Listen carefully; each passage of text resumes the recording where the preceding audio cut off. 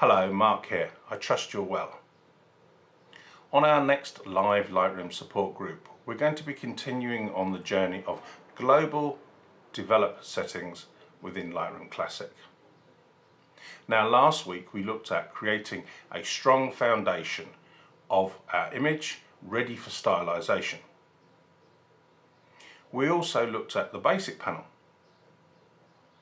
Now, this week we're going to be looking at the tone curve and the hue, saturation and luminance panel.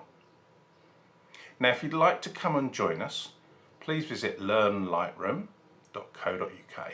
Click on the support group in the menu and you'll have some more information about what we do. We meet most Monday evenings, 7 p.m. UK time, live on Zoom. And we look at a task, a theme, and answer your Lightroom Classic questions.